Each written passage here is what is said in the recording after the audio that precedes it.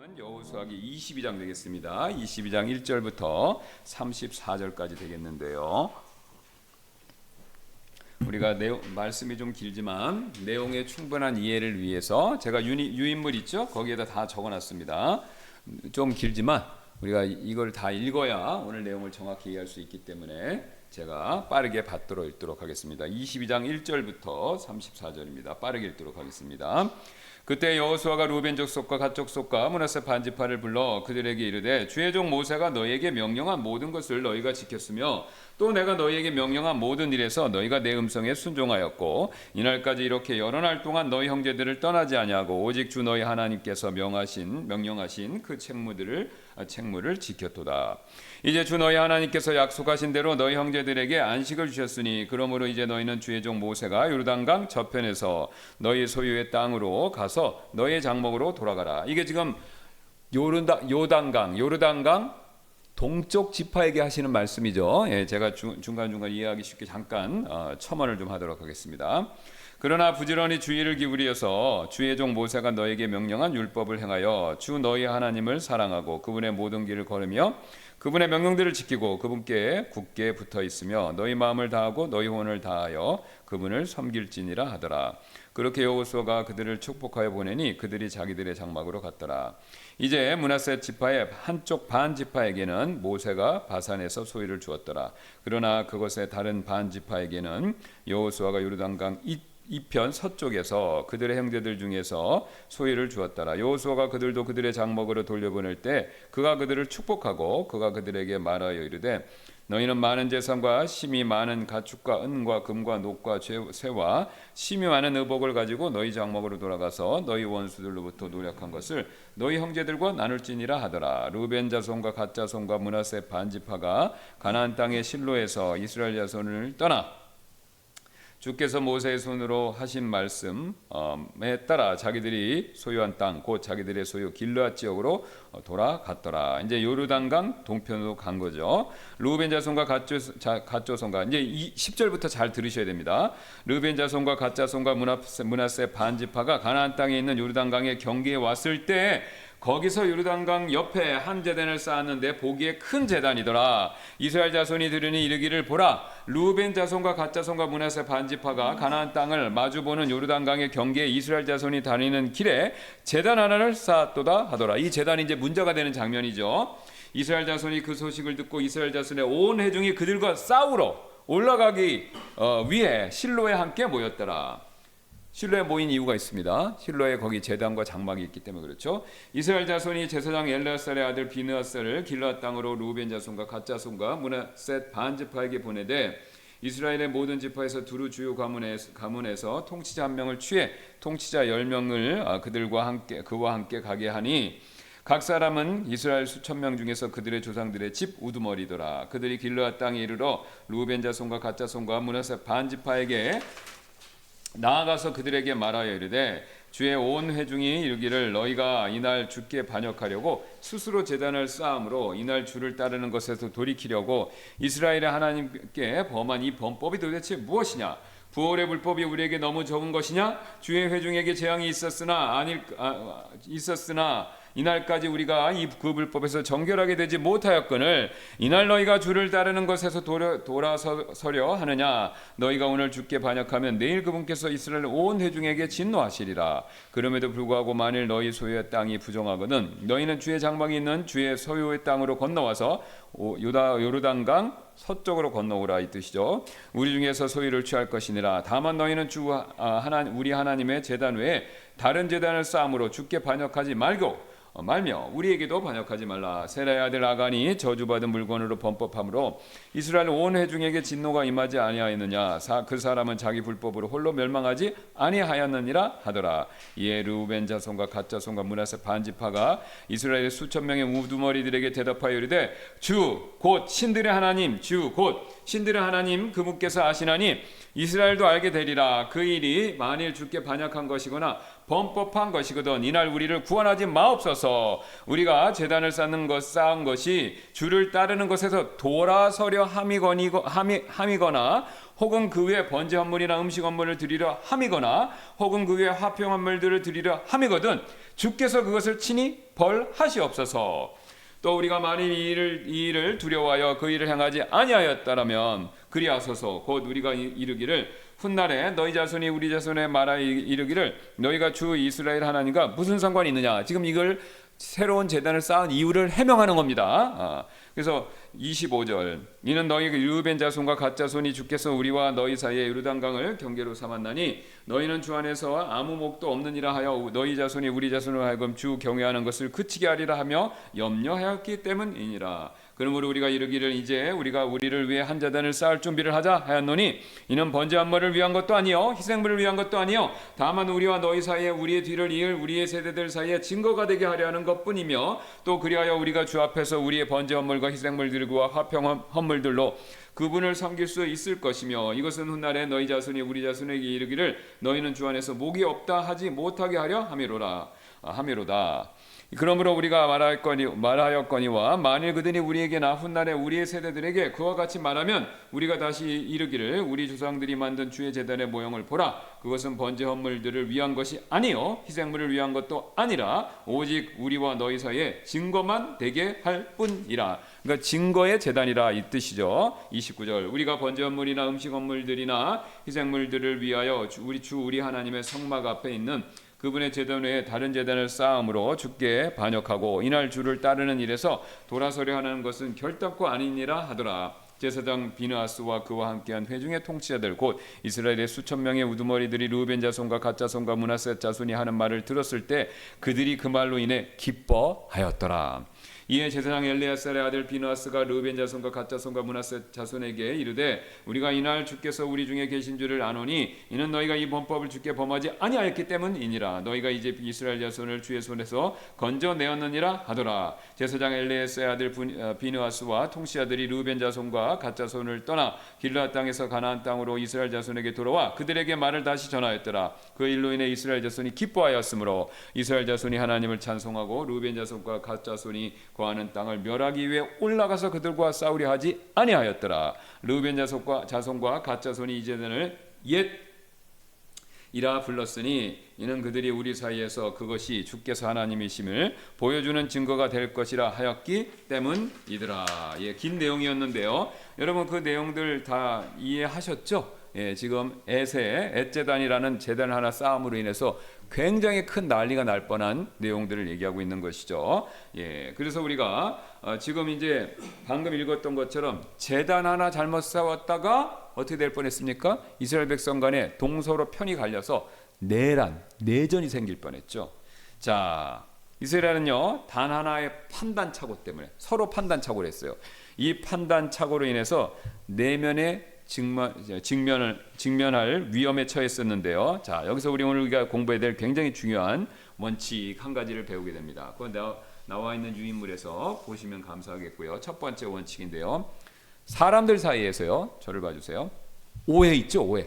오해는요 언제든지 쉽게 생길 수 있다라는 그 원리 원칙이죠. 자, 여러분 이제 인간 사회에서 오해가 생기죠. 우리 인간은 이제 뒤에 살펴보겠지만 전능하지도 않고 또 죄성이 있어서 항상 부정적입니다. 그러다 보면요 꼭 똑같은 얘기를 같이 듣고도요 이상하게 생각하는 거죠. 그죠? 이게 다르게 생각을 합니다.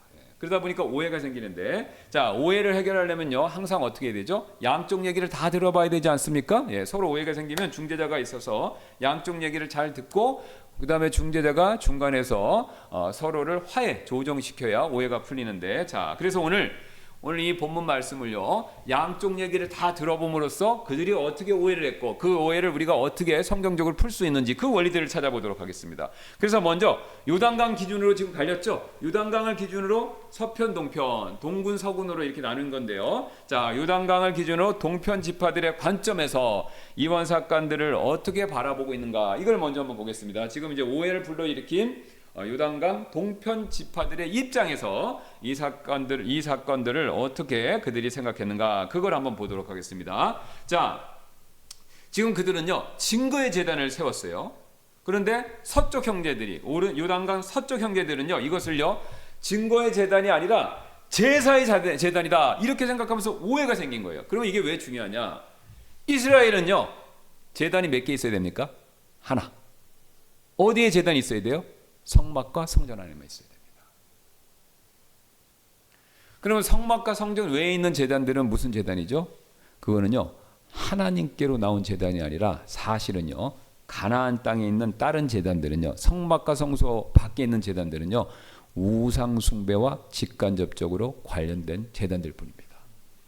그러니까 지금 요단강 서쪽 형제들은 실로에 있는 성막 밖에 제단을 세워?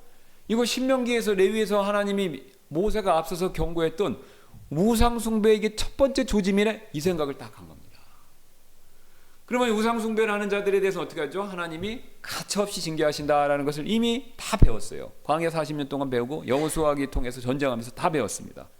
그래서 앞에서 부올 얘기도 하고 아간 얘기도 했지 않습니까? 예. 왜요? 부올과 아간의 제 내용이 뭐예요? 한 사람이 잘못함으로 이스라엘 백성 전체가 하나님의 심판을 받았죠. 그것도 우상 숭배죄 때문에.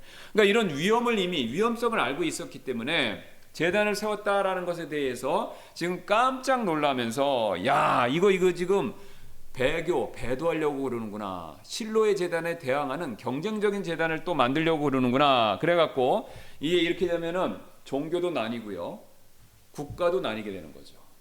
그래서 그런 오해를 지금 사게 된 거죠. 자, 여러분, 이처럼 사람들 사이에, 근데 지금 요단강 동쪽 형제들은 그런 생각이 없다는 게 이미 입증됐죠. 우리가 다 읽음으로써. 자, 이처럼 사람들 사이에서는요, 오해를 쉽게 불러올 수도 있고 오해를 쉽게 할 수도 있기 때문에 우리는요, 항상 우리 그리스도인들은요, 항상 악은요, 죄는 그 어떤 모양이라도 조심하셔야 됩니다. 이거 굉장히 중요합니다. 사실 이 지파들은요, 이미 모세한테 처음부터, 원래 지금 이제 가나안 땅의 정통은요, 요단강을 기준으로 서쪽이 정통이에요. 근데 이 지금 동쪽 지파들은 어떻게 했습니까? 모세한테 추첨을 제비뽑기를 통해서 나누기도 전에 이쪽을 달라고 그런 거예요, 자기들이. 이게 변방이잖아요. 그러니까 원래 이쪽을 가져야 돼요, 주로. 근데 이 요르단강 서쪽으로 이쪽은 변방인데 변방 땅을 자기들이 먼저 달라고 그랬어요. 그러니까 그때부터 약간의 오해의 소지가 있었던 거예요. 왜? 변방 땅을 달라고 그러고 여기 우상 숭배가 심한 지역이니까. 그러니까 떨어져 나가기가 쉬운 거죠. 이스라엘의 본 부류에서 떨어져 나가기 쉬운 위치를 선택했는데 거기다 대고 제단을 또 만든다? 이거는 완전히 오해를 불러일으키기에 충분한 행동들이었죠. 자, 그래서 우리도요, 가능한 한 우리의 행동이 오해받지 않도록, 이스라엘 백성이 오해받을 행동을 했는데 그렇게 오해받지 않도록 예방하는 거, 우리의 신앙의 중요한 의무 가운데 하나입니다. 자, 우리 옛날에 속담 있죠? 어르신들 알죠? 오이밭에 가서 대님끝 묻지 말라 그랬죠. 배밭 가서 가끔 고치지 말라 그랬죠. 그런 데 가서 행동하면 어떻습니까? 오해받기 딱 맞죠. 쉬운 예로 제가 이제 이걸 이렇게 하면 어리석을 수가 있습니다. 그 영동포 이렇게 가다 보면 영동포 여기 맞은편에 아시는 분은 아시겠지만 사창가가 있어요. 그런데 제가 만약에 복음을 전한다고 거기를 복음 전도지를 들고 거기를 제가 딱 갔어요. 그런데 이거 잘못하면 오해받죠. 그렇죠? 예. 잘못하면 오해받습니다. 제가 목회자인 걸 알면은 오해를 안 하시겠지만 성도분들은 목회자가 아닌 사람들이 저를 보면 어떻게 하겠습니까? 오해를 사는 거죠. 그러면 지혜로워야 됩니다. 그분들에게 복음을 전할 수 있는 방법은 여러 가지가 있지만 제가 그 오해 살 일들을 될 수 있으면 하지 않는 게 그게 지혜로운 거죠. 그렇죠. 예. 그래서 성경에서 악의 모양을 취하지 말라 얘기하죠.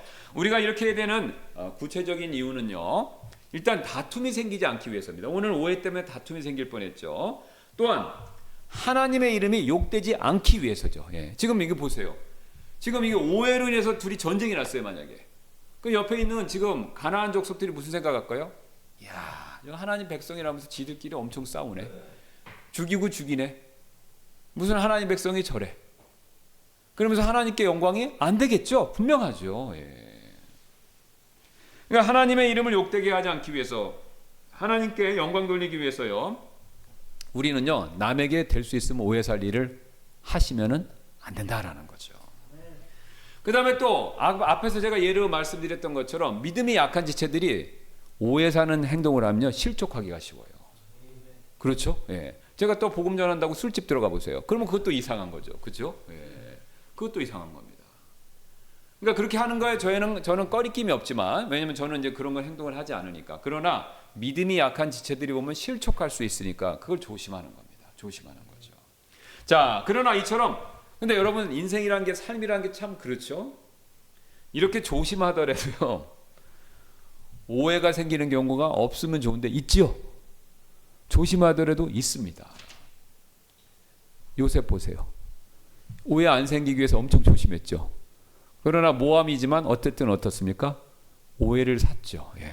그래 보디발은 반만 믿은 것 같은데 자기 아내의 얘기를 듣고 어쨌든 요셉을 어떻게 했습니까? 지하 감옥으로 보내지 않았습니까?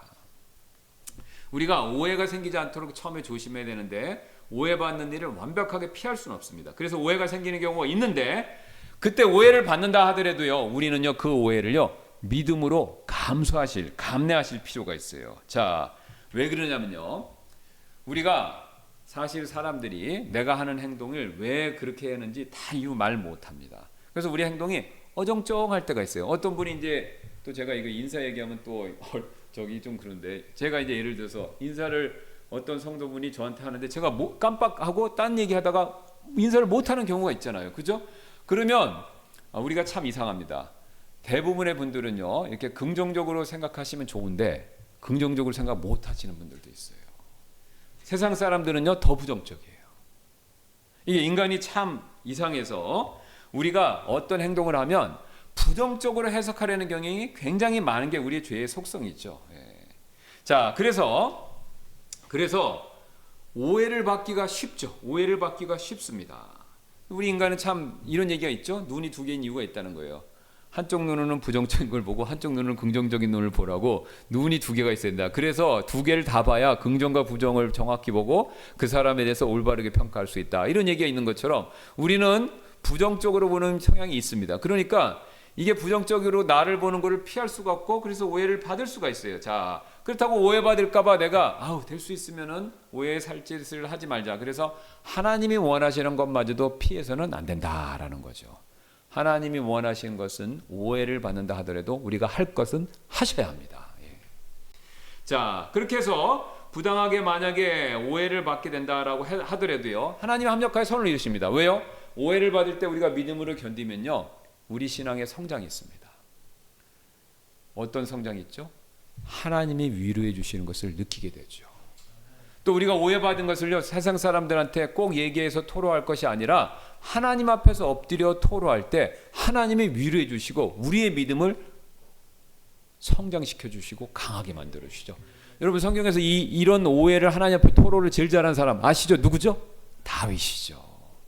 다윗의 시편에 이런 시편이 얼마나 많습니까? 제가 다윗의 시편들의 여러 가지 내용들이 참 많이 있는데 다윗이 이제 시편 17편 1절 2절에 이런 얘기를 한 적이 있죠. 오 주여 정당한 호소를 들으시고 내 부르짐에 주의를 기울이시며 거짓된 입술에서 나오지 않는 내 기도에 귀를 기울이소서.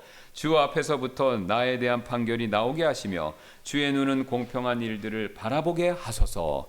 여러분 다윗같이 오해 많이 받은 사람 없습니다. 그가 믿음으로 골리앗과 싸웠더니 사울이 오해했죠. 천천만만 얘기하니까 자기는 그런 생각도 안 했는데 사울이 시기해서 어떻게 했습니까? 잡아 죽이려고 그 뒤로부터 얼마나 그를 쫓아다녔습니까? 그러니까 다윗처럼 오해 많이 받은 사람 없는데요 다윗은요 그 오해를요 믿음으로 견뎠습니다. 근데 그 견딜 수 있는 방법이 뭐냐면 시편 말씀처럼 하나님께 토로한 거예요. 우리는요 억울한 일, 슬픈 일, 심지어는 원망스러운 일이 있다 하더라도요 사람 붙잡고 얘기해봤자 한계 있습니다. 누구에게 나가서 토로해야 됩니까? 하나님께 가지고 나가셔야 돼요. 우리가 하나님께 가지고 나가서 토로하고 또 심지어는 하나님 앞에서 원망스러운 얘기를 꺼낸다 하더라도요 우리 하나님은요 은혜와 긍휼이 풍성하시기 때문에 우리를 위로해 주십니다. 그 위로를 받으셔야 돼요. 그 위로를 받아야 내 신앙이 성숙해진다라는 거죠. 자, 그래서 오늘 하나님 앞에 토로하는 장면이 오늘 요단강 서쪽 지파 사람들이 그대로 그걸 해요.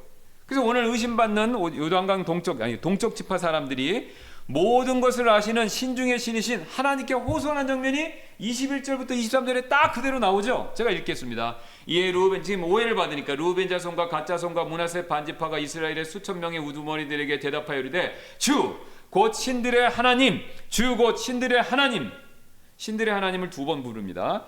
그분께서 하시나니 이스라엘도 알게 되리라. 그러니까 하나님이 하시니 진실을 이스라엘도 알게 될 것이다 이거죠. 그 일이 만일 주께 반역한 것이거나 범법하는 것이거든 이날 우리를 구원하지 마시옵소서. 전쟁으로 우리를 죽이십시오 이거죠. 징계를 내리십시오 이거죠. 하나님께 호소하는 거죠. 우리가 제단을 쌓은 것이 주를 따르는 것에서 돌아서려 함이거나 혹은 그 위에 번제 업물이나 음식 업물을 드리려 함이거나 혹은 그 위에 화평 업물을 드리려 함이거든 주께서 그것을 친히 벌하시옵소서. 자, 제단 만들어 놓고요. 성막과 성전에서 정한 제단 외에 우리 노제단 배우지 않습니까? 출애굽기에서. 그거 외에 다른 제단에다가 희생물 드리면요. 하나님 절대 안 받으세요. 하나님 절대 안 받으십니다. 그거는 억만금을 1,000번제를 드렸다 하더라도요. 하나님은 안 받으세요. 왜요? 하나님은 자신이 정한 방식으로만 예배를 받으시기 때문에 그렇습니다. 그러니까 지금 그 얘기를 하는 거예요. 제단 쌓고 거기다 아무리 귀한 번제 헌물, 희생물 많이 좋은 걸 드려도 그거는 죄다 이거죠. 근데 우리는 그렇게 하려고 한 적이 없다 이겁니다. 자, 그렇다고 우리가요 하나님만 믿고 무조건 침묵해라 이 뜻이 아닙니다. 오늘 본문 말씀을 유심히 보면요 또 다른 진리를 우리에게 가르쳐 주는데요. 물론 하나님께 토로하고 하나님께 위로를 구해야 되는데 그렇게 하나님께 토로하고 위로만 구하면서 입 다물고 계속해서 참으라 이 뜻이 아닙니다. 오히려요 영향력 있는 사람들로부터 옳고 정당한 판단을 얻고자 한다면요 오해받는 일에 대해서 그 사람들에게 사실대로 설명할 필요가 있다라는 가르침을 우리에게 주는데요. 그래서 지금 요단 동편 지파들은요 제단을 세운 동기들에 대해서 충분히 그것을 해명하는 내용을 보여주죠. 26절부터 28절입니다. 여기 쭉 보시면요 29절까지. 자, 왜 쌓았는지 이걸 설명하죠. 그러므로 우리가 이르기를 이제 우리가 우리를 위해 한 제단을 쌓을 준비를 하자 하였노라. 이는 번제 업무를 위한 것도 아니요 희생물을 위한 것도 아니요 다만 우리와 너희 사이에 우리의 뒤를 이을 우리의 세대들 사이에 증거가 되려 하는 것뿐이며 또 그리하여 우리가 주 앞에서 우리의 번제 헌물들과 희생물과 화평 헌물들로 그분을 섬길 수 있을 것이며 이것은 훗날에 너희 자손이 우리 자손에게 이르기를 너희는 주 안에서 몫이 없다 하지 못하게 하려 함이로라. 그러므로 우리가 말할거니와 만일 그들이 우리에게 훗날 우리의 세대들에게 그와 같이 말하면 우리가 다시 이르기를 우리 조상들이 만든 주의 제단의 모형을 보라. 그것은 제단 헌물들을 위한 것도 아니며 희생물을 위한 것도 아니라 오직 너희와 너희 사이에 증거만 되게 할 뿐이라. 우리가 번제 헌물들이나 음식 헌물들이나 희생물을 위하여 주 우리 하나님의 성막 앞에 있는 그분의 제단 외에 다른 제단을 쌓음으로 주께 반역하고 이날 주를 따르는 일에서 돌아서려 하는 것이 결단코 아니니라 하더라. 자, 그러면 우리는 딴짓 하려고 안 했습니다. 그럼 왜 이거 만들었냐? 해명하는 거죠. 왜요? 교육용으로. 누구를 위해서요? 우리 자손을 위해서. 우리가 요르단강 기준으로 떨어져 사니 우리 자손들이 시간이 흘러서 하나님이 주신 언약을 까먹으면 이스라엘 백성들에게 우리 자손이 떨어져 나갈 수도 있으니 그것을 막기 위해서 기념비적으로 모형으로 제사 지내려는 게 아니라 그냥 모형으로 제단을 하나 만든 것뿐입니다. 이것은 우리 자손들의 교육을 위한 것입니다 라고 올바르게 정당하게 오해받은 일에 대한 해명을 하고 있죠. 자, 우리 지금 앞에서 몇 가지 중요한 내용들 살펴봤습니다. 지금 요단강 동쪽 형제들 지파 사람들이 이 오해받았었을 때 이것을 해결하기 위해서 취한 대처 방법, 이거 몇 가지 살펴봤죠. 첫 번째 뭡니까? 오해받을 일을 하면 안 된다라는 거죠. 이들이 잘못한 게 오해받을 일을 한 겁니다. 그러니까 첫째, 오해받을 일을 하면 안 돼요. 그 다음에 두 번째로 오해받을 일을 하지 않아야 되지만 오해를 받을 수 있죠. 예. 그럴 때 오해를 받게 됐었을 때는 낙담이나 원망하지 말고 누구에게 알아야 된다고요? 하나님께 호소하고 위로를 구해야 된다. 그런데 무조건 참으라 이거 아니죠. 하나님께 위로와 호소를 구하지만 필요하다면 자신의 오해받는 일에 대해서 해명을 해야 된다. 이 세 가지 원칙입니다. 예. 자, 그렇다면 이제 이번에는 오해를 한 요르단강 서쪽편 사람들의 이야기도 들어봐야 되죠. 예, 그렇죠. 그래서 이제 서쪽편 사람들의 이야기를 한번 보도록 하겠습니다. 자, 이 지파들은요 판단을 너무 성급하게 내렸죠. 성급하게 내렸습니다. 그러나 그 판단에 따른 처신 행동에는요 매우 지혜롭게 대처했다라는 겁니다. 판단은 너무 빨랐는데요, 판단에 대해서 행동하는 일은요 굉장히 지혜롭게, 처신은 지혜롭게 했습니다. 자, 그들은 제단이 세워졌다라는 소식을 듣자마자 어떻게 했습니까? 전쟁하려고 막 올라왔죠. 제단을 그러니까 이게요 참 묘합니다. 제단을 세웠다 그러면 먼저 사람을 보내서 알아봤으면 됐어요. 그렇죠? 그랬으면 이 오해가 없었을 텐데 제단을 세웠다라는 얘기를 듣자마자 싸움하러 무기 들고 올라온 거예요. 판단이 너무 빨랐죠.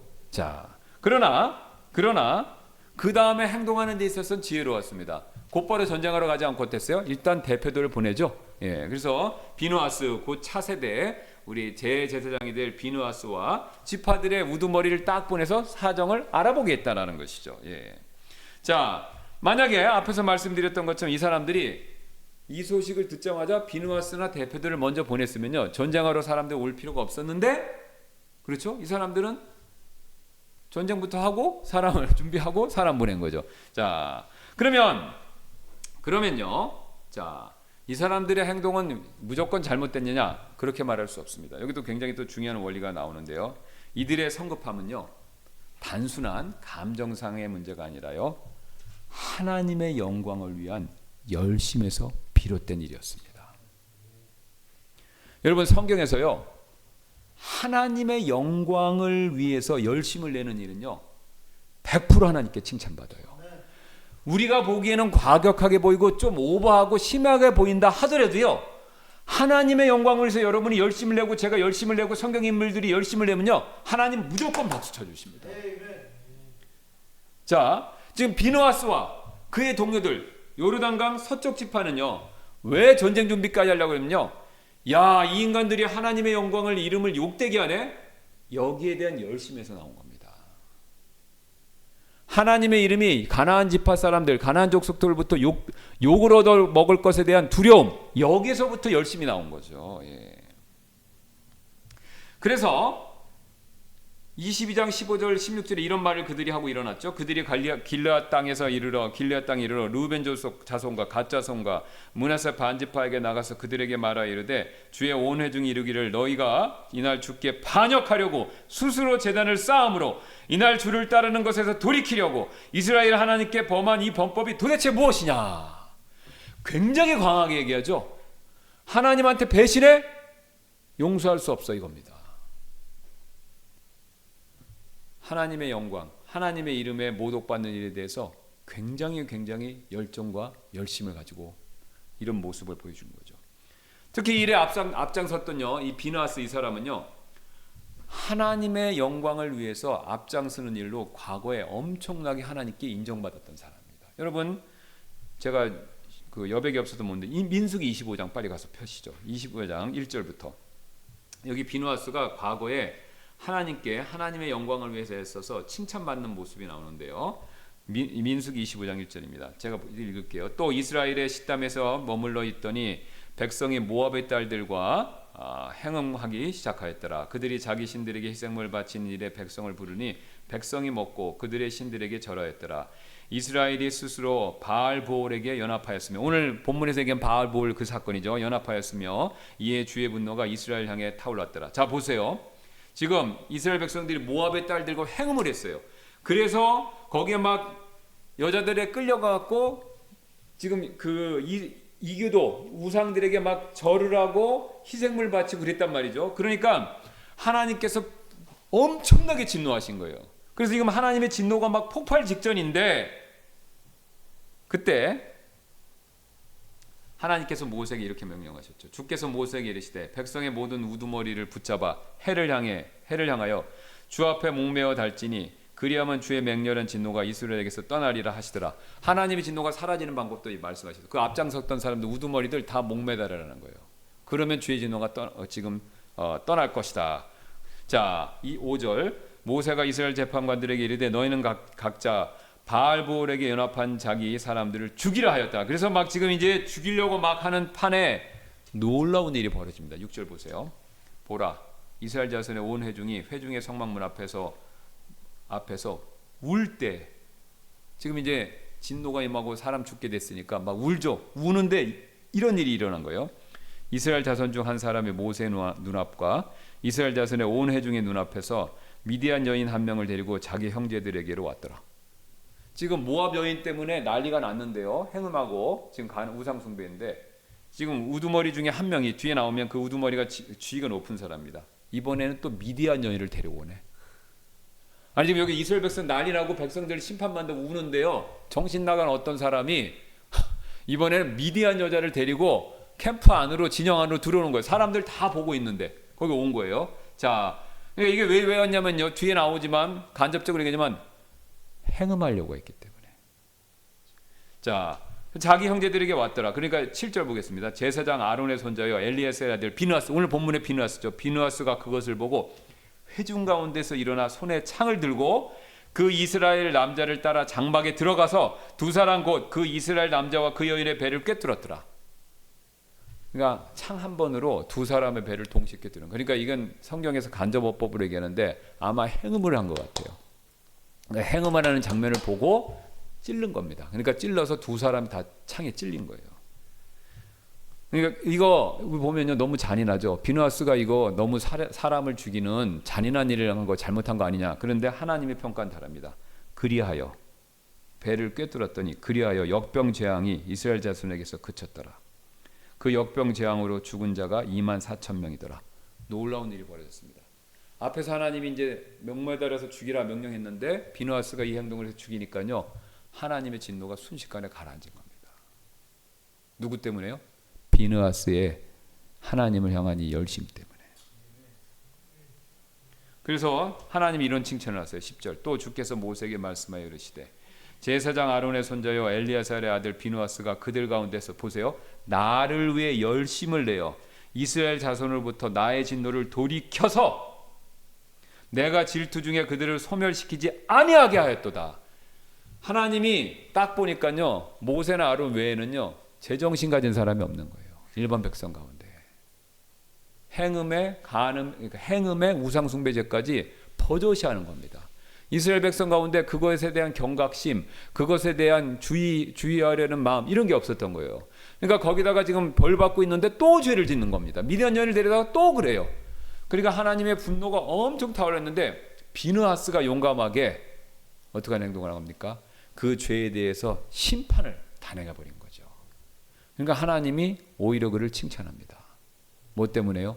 주의 영광에 대한 열심, 그 열심을 칭찬하죠. 그래서 그런즉 너는 말하기를 보라 내가 그에게 비느하스에게 내 화평의 언약을 주리니 그와 그의 뒤를 이을 그의 씨가 그것 곧 영존하는 제사장 직분의 언약을 얻으리라. 그 다음에 이 제사장 직분이 비느하스, 엘리야스를 통해서 비느하스 계통으로 쭉 내려가게 되는 겁니다.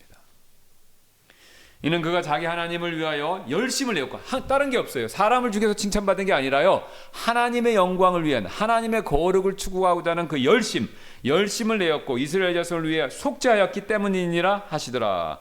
반면 죽은 사람들이 이름이 나옵니다. 14절 15절 죽임을 당한 이스라엘 남자 곧 미디안 여인과 함께 죽임을 당한 자의 이름은 시므리로 실루의 아들이요 시므온 족속 중에서 주요 가문의 통치자였더라. 높은 직책의 사람이었어요.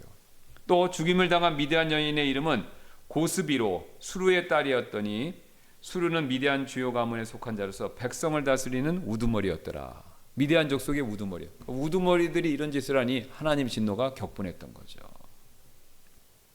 이처럼 여러분 내 개인의 어떤 사적 이익이 아니라 하나님의 영광을 위해서 우리가 열심을 내면요 하나님 보시기에는요 그 행동은 무조건 선한 일입니다.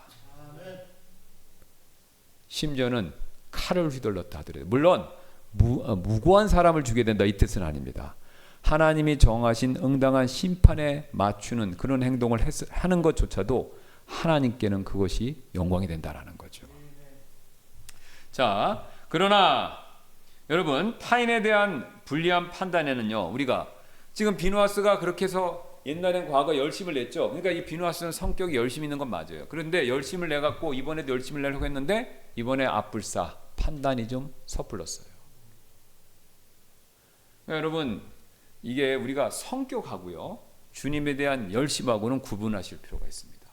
주님에 대한 열심은 하나님이 권장하시는데 이게 내 성격대로 하시면 안 돼요. 그러니까 비누아스는 이게 지금 레위 지파 사람들은요 원래 시몬과 레위가 다혈질이잖아요. 옛날 칼로 다 세겜 사람들 죽이지 않았습니까?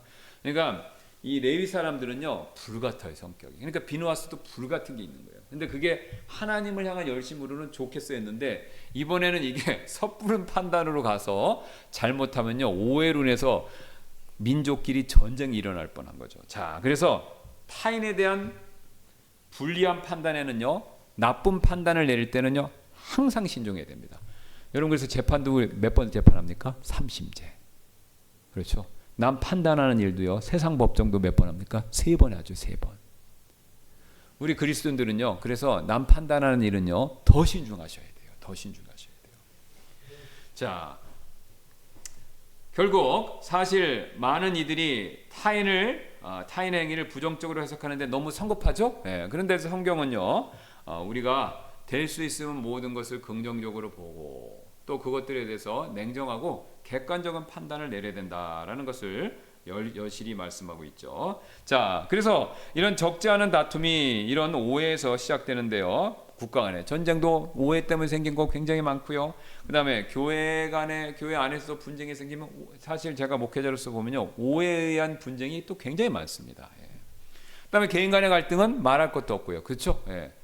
여러분 부부 간의 갈등도 상당수는 오해예요. 그러시죠? 예. 이게 아내나 남편을 너무 잘 알다 보니까 너무 잘 알면요 너무 추측을 또 잘하세요. 그래서 또 너무 오해를 많이 하실 수가 있어요.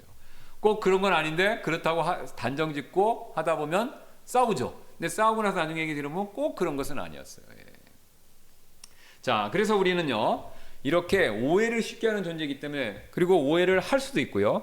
그리고 오해를 했다면 우리는 어떻게 되냐면요 그 오해와 오류를 솔직하게 인정하는 태도를 가져야 됩니다. 오늘 이스라엘 백성들이 자신의 그 요르단강 서쪽 지파는요 착오를 인정했습니다. 그렇죠? 차고를 인정했어요. 그래서 자존심 때문에 잘못된 판단을 고집하지 않았다라는 거죠. 오해를 풀었어요. 그래서 우리도 마찬가지가 됩니다. 내가 자존심 때문에 오해하고도요 오해를 인정하지 않는 경우가 왕왕 있는데 그건 하나님께서 기뻐하시는 자세가 아니죠. 예. 오해할 수 있어요. 그 오해했으면 인정하시면 됩니다. 잘못했다고 사과하면 되고요. 예. 왜냐하면요 그리스도인들은요 우리 신앙의 중요한 목표 중 하나가 뭐냐면요 화평하고 화해하는 일입니다. 될 수 있으면 우리가 화해하고 화평하는 사람들이에요. 자, 그럼 성경 말씀 제가 적어놓은 데 한번 보세요. 마태복음 5장 9절 화평하게 하는 자들은 복이 있나니 이는 그들이 하나님의 자녀라 불릴 것이기 때문에. 어디 가서 여러분 우리가 싸움 붙이기면요 그 그리스도인 아니라 그리스도인 소리를 못 듣습니다. 그리스도인들은 싸움을 말리는 사람이지 싸움 붙이는 사람이 돼서는 안 된다는 거죠. 로마서 12장 18절 가능하다면 너희가 할 수 있는 대로 모든 사람과 화평하게 지내라. 이거 보세요. 가능하다면 너희가 할 수 있는 대로 모든 사람과 화평하게 지내라는 거죠. 불신자조차도 가능하다면 화평하게 지내야 됩니다. 될 수 있으면 화평하게 지내셔야 돼요. 14장 19절 로마서 그러므로 우리가 화평을 이루는 일들과 서로를 세워주는 일들을 따르자. 그리스도인들은 화평을 하고 세워주는 일을 해야 되지 싸움을 부추기고 허무는 일을 해서는 안 된다는 거죠. 저와 여러분요 절대로 남을 허무는 일을 하셔서는 안 됩니다. 세워주는 일을 하셔야 돼요. 물론 과다하게 막 칭찬을 해갖고 아부하는 사람이 되라는 뜻이 아닙니다. 성경에서 세워주라는 것은요 격려하고 또 그 사람들에게 힘과 용기를 북돋아줘서 하나님을 따를 수 있게 만들어주는 거죠. 그거 열심히 하셔야 된다는 겁니다. 누가 낙담하고 원망 불평하면 같이 나도 그랬어, 당신도 자매님 그랬어, 형님 나도 그렇게 생각했는데 그래갖고 같이 원망 불평 낙담하면요 같이 쓰러져요. 같이. 그건 하나님이 절대 기뻐하시는 게 아닙니다. 그런 생각을 하면 기도하시죠. 우리 기도합시다. 예, 그런 생각하지 말고 우리 기도하시고 힘내십시다. 형제님 자매님 이렇게 나가셔야 돼요. 이렇게 나가셔야 돼요. 자, 왜냐하면 우리 하나님은요 고린도전서 14장 33절 말씀처럼요. 화평의 창시자이기 때문에 그렇죠. 이는 성도들의 모든 교회에서와 같이 하나님께서는요 혼란의 창시자가 아닙니다. 다툼과 오해와 분열의 창시자가 아니세요. 화평, 평화의 창시자이기 때문이라. 성령의 열매도 재밌죠? 뭡니까? 사랑과 기쁨과 화평 들어가죠. 예. 또 하나님께서 예수님을 통해 하신 일이 뭡니까? 하나님께서 이스라엘 자손에게 보내신 말씀은 예수 그리스도로 말미암아 뭡니까? 분열, 분쟁 아니죠. 화평을 선포하는 것이니. 자, 그래서 하나님은요 화평케 하기를 원하세요. 근데 이 화평을 가로막는 것 중에 하나가 뭡니까? 오해입니다. 우리가 오해할 수 있고요. 비누아스처럼 성격이 강하고 급하고 하나님에 대한 열심이 있으면 충분히 더 오해를 더 많이 할 수 있습니다. 그러나 우리가 오해를 했다 하더라도요, 자존심 때문에 오해한 것을요 사과하는 일을 멈춰서는 안 된다라는 거죠. 솔직히 인정하고 서로 간에 될 수 있으면 화해하고 화평하셔야 된다라는 거죠. 자, 이뿐만이 아닌데요. 오늘 우리는요 본문에서 또 다른 사실, 두 번째 원리를 배울 수 있는데, 이 참된 예배는 오해를 넘어서 연합을 지켜준다라는 것이죠. 자, 지금 오늘 이스라엘 백성들 사이에 생긴 문제의 핵심은 바로 뭐냐면요, 하나님께 예배드리는 일이었죠. 어떻게 제대로 하나님께 예배를 드릴 것인가, 이 방법 때문에 갈등이 생긴 문제였는데요. 자, 그래서 성경은 올바른 예배가 하나님의 백성을요 어떻게 하나로 묶어주는가에 대해서 굉장히 자세히 기술하고 있습니다. 자, 저를 봐주세요. 성경에서요 하나님의 백성이 하나가 되는 굉장히 중요한 원리가 있습니다. 그건 뭐냐면요, 하나님이 원하시는 방법대로 예배를 하잖아요. 그럼 놀랍게도 하나님 백성은 하나가 됩니다. 근데 하나님이 원하시는 방법이 아니라 세상 방법, 이교도의 방법을 써서 예배 드리잖아요. 분열이 생겨요. 이번에도 지금 이교도 방법을 드리는 거 아니야? 그 생각이니까 분열돼서 싸움 날 뻔했죠. 그런데 지금 이 사람들이 하나의 마음으로 하나의 방법으로 실로에서 성막 안에서만 해야 되겠다라는 단일한 생각을 똑같이 보여줬으면요 분열이 아니라 연합이죠. 예. 자, 성경엔 그 얘가 굉장히 많이 나오는데, 우리 특히 보면요 열왕기서나 그 다음에 역대기서를 쭉 보면요, 이 왕들이 나오는데 왕들의 치적을요 평가할 때 왕이 뭐 국토를 넓혔냐, 그 다음에 국가 재산을 불렸냐, 이런 걸로 절대 평가하지 않습니다. 뭐를 가지고 평가하냐면요, 이 왕들이 하나님을 예배하는 일에 있어서 하나님의 원하시는 방법으로 했냐 안 했냐, 요거 보고 평가합니다. 하나님의 원하시는 방법으로 하나님께 나와서 예배하는 것을 격려한 왕이면요 선한 왕 이렇게 칭찬받고요, 하나님이 원하시는 방법이 아니라 이교도적인 우상숭배 방법을 들여오는 왕, 그러면요 그 왕은 악한 왕 이렇게 평가받았죠. 자, 제가 그 종이에 넣어놨죠. 여기 한번 보세요. 여기 보시면 여기 쭉 왕들에 대한 평가가 나옵니다. 이 아사부터 나오는데, 아사는요 부분 긍정이요, 우상은 제거했지만 산당을 제거하는 건 실패했습니다. 그러니까 이 왕에 대한 평가는 한 70점 이 정도밖에 안 되는 거죠. 반면 히스기야, 요시야, 여기는 하나님께 예배하는 일에 있어서 엄청난 개혁을 추진했죠. 우상 숭배하는 것 싹 다 제거한 겁니다. 그러니까 이 왕들이 히스기야하고 요시야에 대해서는 굉장히 좋은 칭찬이 있죠. 뭐 90점, 100점입니다. 반면 므낫세하고 여로보암 1세는요 전적으로 빵점이에요. 빵점. 왜요? 하나님을 올바르게 예배하는 방법에 있어서 다른 방법을 제시했기 때문에. 특히 여로보암 1세가 굉장히 악한 왕으로 평가받는데 왜 그렇죠? 오늘 지금 오해받았던 행동이 현실로 드러났죠. 베델에 어떤 일을 했습니까? 베델과 단에다가 금송아지를 만들었잖아요. 그리고 자기가 마음대로 제단도 만들고 제사장도 뽑아버렸어요. 그러니까 그 결과 어떻게 됐습니까? 두 개가, 예루살렘하고 두 개가 생긴 거예요. 두 개의 제단이 생기고 두 개의 제사장이 생긴 거예요. 그러니까 나라가 어떻게 됐습니까? 반쪽 났죠. 여러분 1세부터 반쪽이 난 겁니다. 그리고 그 뒤에 북왕국 이스라엘은 아시리아에게 멸망당했죠. 왕에 대한 평가는요 정치력보다 예배를 어떻게 잘 인도하느냐 여기에 달려있다라는 것을 성경이 명백하게 보여주고 있죠. 그래서 여기 또 놀라운 사실이 나오는데, 참된 예배, 하나님이 원하시는 예배는요 항상 연합을 낳고, 거짓된 예배는요 분열을 낳는다라는 것이죠. 이건 신약에도 똑같습니다. 신약에도요 유대인이나 이방인이나 다양한 하나님 백성을 하나로 묶어주는 예배의 중요성, 이거 굉장히 강조하죠. 그래서 이 예배의 중요성 가운데 신약 성도들 가운데서 분열과 마찰이 벌어진 일이 몇 번 있었는데, 신기하게도 그게 다 뭐냐면 먹는 것과 관계가 있습니다. 먹는 것과. 지금 사도행전 6장 1절하고 고린도전서 11장 가서 보시면요. 거기 뭐냐면 교회에 분열의 조짐이 좀 보인 일이 있었어요. 그게 무슨 일 때문이냐면요. 헬라파 과부가 그리스 말을 하는 사람들의 과부들이 배급에서 빠졌기 때문에 원망불평하면서 집사 생겼죠. 예. 그 다음에 애참 문제는 어떻습니까? 교회 안에서도 갈등이 생겼어요.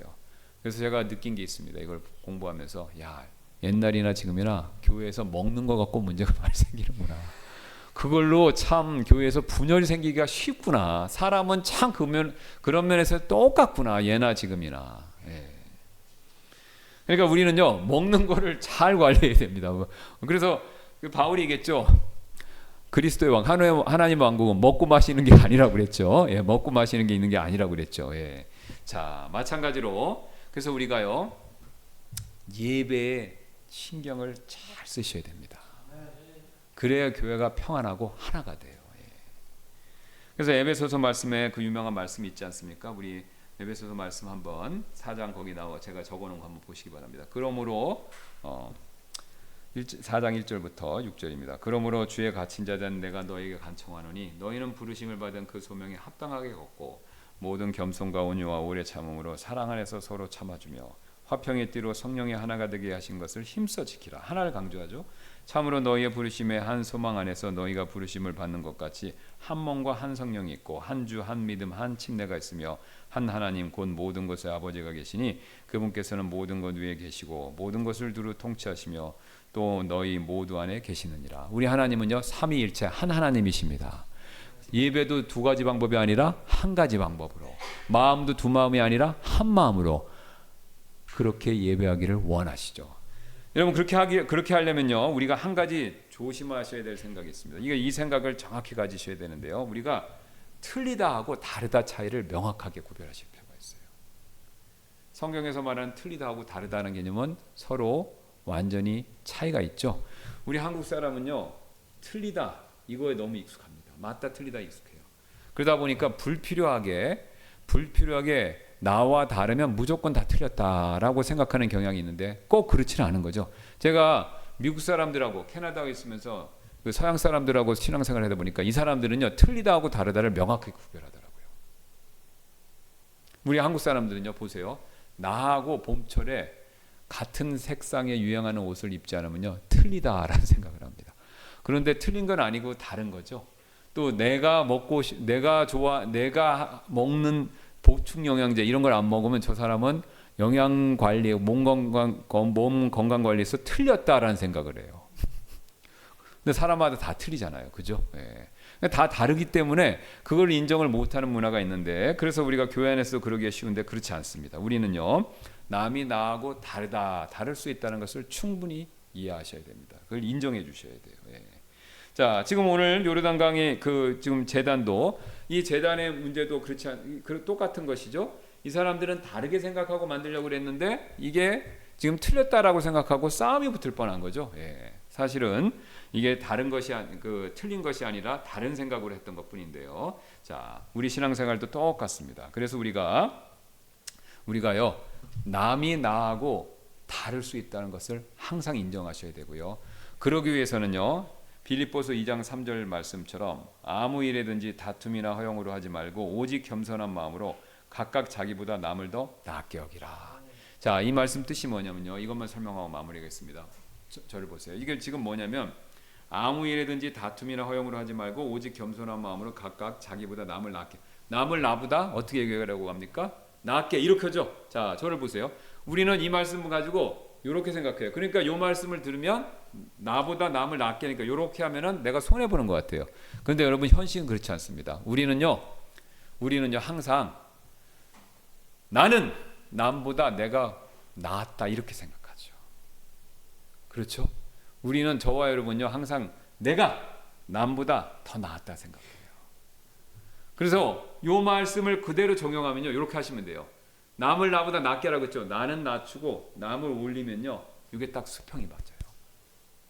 우리는 보통 이 말씀 들으면 억울하게 생각해요. 왜? 이렇게 하라고 한 것 같은데. 근데 우리는요 실제로는요 내 이러고 있어요. 그렇죠? 저야 그 마음속에 이러고 있는 거예요. 그러니까 이 말씀을 그대로 적용하면 어떻게 되는 겁니까? 나를 낮추고 남을 나보다 곱치면요 이러면 수평이 맞아요. 그러면 남이 나하고 다르다라는 것을 인정해 줄 수 있는 여유가 생기세요. 그럴 때 우리는요, 오해를 줄이고 하나가 될 수가 있습니다. 우리 교회가 올 한 해 앞으로 지향해야 될 방향 중에 하나가 이것입니다. 우리는 될 수 있으면 남을 나보다 낫게 여기자. 그래서 불필요한 오해를 피하자. 바로 이겁니다. 우리가 이 원리를 잘 실천할 때 우리 교회가 주님 안에서도 하나로 세워질 줄로 믿습니다. 기도하고 마치겠습니다.